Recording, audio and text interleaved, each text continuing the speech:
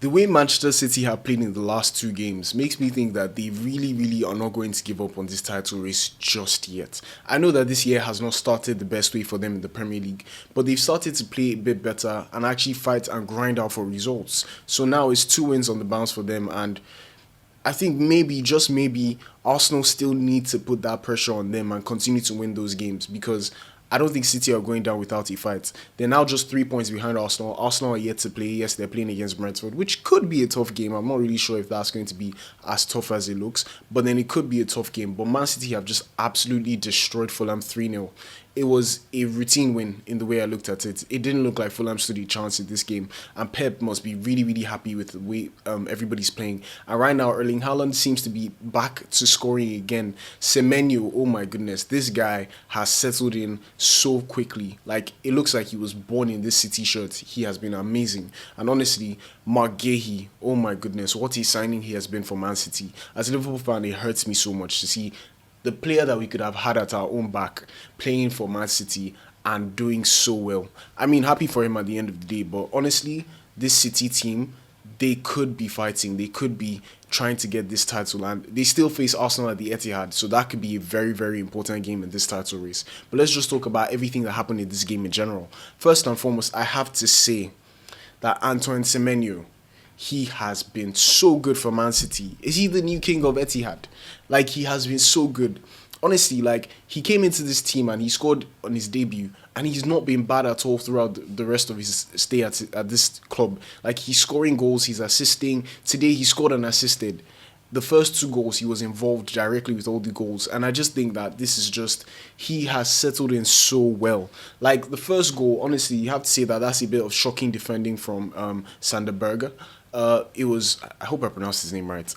But honestly, like, I don't know what he was thinking, but he just placed the ball right at Semenyo's feet, and Semenyo was not going to take any prisoners. He put that ball straight in the net, and he scored his first goal for this game, or the first goal in this game. And just shortly after, literally minutes after, he was able to get the assist for Nico O'Reilly, who scored probably his second goal of the season so far. So I think he was really, really good. And now it looks like there's a sense of understanding about how Semenyo is fitting into this team. You can see that Pep really trusts him, and he really is settling into the team very well, scoring goals, getting assists, and his overall play has also been good. I mean, Semenyo is a talented footballer. Like, when people knew that he was going to leave Bournemouth, I think everybody who knew how good he was, they wanted him. So honestly, like, I see that he's broken a record. He's now the first City player since Kevin De Bruyne in 2015 to score in his first two home Premier League games. That is also a fantastic record. Like, you can see how quickly he's settling in. Like, he hasn't wasted time. He's gotten right off the blocks and he's doing really well. So to be mentioned in the same breath as Kevin De Bruyne, guys, that is something, because Kevin De Bruyne is an absolute legend of the Premier League, of Manchester City as well. In fact, general world football, like, Kevin De Bruyne is a legend. So to be mentioned in the same breath as him is a big thing for Semenyo. But let's not get ahead of ourselves. There's still a lot of time to go, and I still think he's going to do really well. But honestly, like, more importantly, the Haaland drought is definitely over. He scored against Liverpool. Yes, it was a penalty. It was his first goal at Anfield, and then his first goal in quite a while. You know, I don't think he was doing well this year in terms of the Premier League goals, but then he scored against today, and honestly, like, this was a really good goal. Like, the way he took on that goal and put it through Bassi's legs, like, it was a brilliant finish. Like, he looks like he's back to who he is, or how good he could be. Unfortunately, he went off, and they said it was a bit of niggles. Maybe he's carrying a slight knock, but I think, honestly, like, if he's fit, City really need him to continue firing on all cylinders. Like, he's still the top scorer in the league, and he's having a bad season, in quotes. So honestly, like, this is just fantastic when your players are starting to play a lot better again towards the time when you need them to play the best, when everything is becoming clutch, when you have to start winning games. There's no other option but to continue to win games. This is the right time to have your star players doing really well. So honestly, like, he's been really efficient. Like, he didn't even need the second half. Like, he was pulled at halftime. But honestly, like, in the first half, he was fantastic. Then Nico O'Reilly as well, you know, scoring his second goal for Man City in the league. You know, he's an academy graduate. So that's one of the nice things to have in any team. When you see somebody who's coming straight from the academy who can start games and the coach can trust. A coach like Pep. You know how Pep can be. If he likes you, you're you're the best thing since sliced bread, and if he doesn't like you, I'm so sorry, you sit on that bench or you leave the club. That's just how it is with Pep.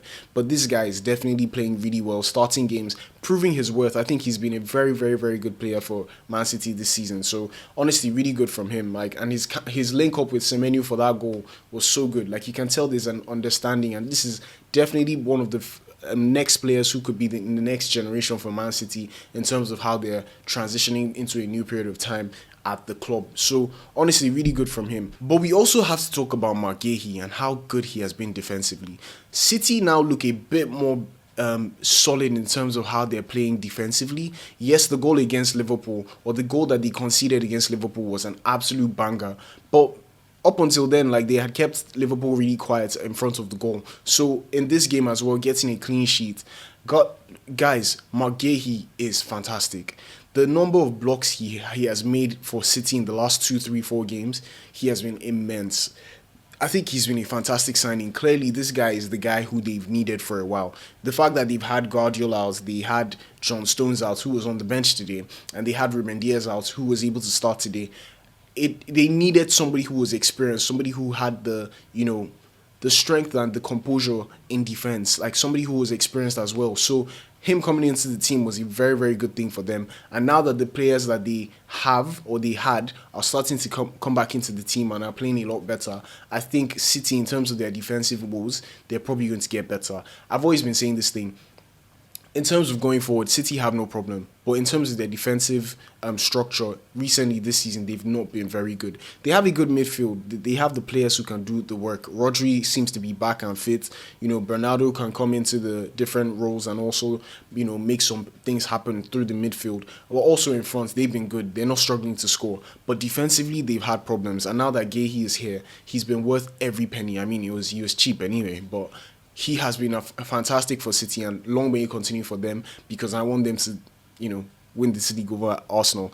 Like I said, I've said this thing so many times. I don't have a problem with Arsenal. I have a problem with how noisy their fans are. So I know that if they win this league, I'm going to hear it for the rest of my life, and I would like peace and quiet. That's just it. No problem with Arsenal as a team. But honestly, Fulham in this game, I don't think they played very well. I think they tried to be really risky in terms of how they played. They were playing out from the back, and City they were ready for everything. They played so well. They even had Leno making a mistake at some point that they could have scored, but they were not able to do that. So honestly, I think Fulham in this game were not fantastic in terms of how they planned this game. It almost worked a few times, but this playing out from the back thing against a team like Man City, who will press you and make you make a mistake, I think it was a really risky decision. It didn't fully work, but at the end of the day, Man City 3-0. Second half, they calmed down a bit. It was not that intense anymore, but it was still a good half of football. It was still a good game for Man City, and that's all they need to do, get the win. So now they're 3 points behind Arsenal. Arsenal are yet to play, but if Arsenal win, it will go back to 6 points. But then, like I said, Man City and Arsenal will still play each other, and if Man City win, I don't know if that's going to happen, because Arsenal have been amazing this season. If Man City win, it goes down to a 3-point gap, and that's going to be in April, and a lot can happen between now and April. So this is going to be an interesting title race. I think Man City are back to what they used to be. I think they're playing a lot better football. So let's see how things go for them. But that's all I have to say for this video. While you're here, if you've gotten to this point, I would appreciate if you could still like the video, share with a friend, comment what you think about the game, comment what you think about the video itself.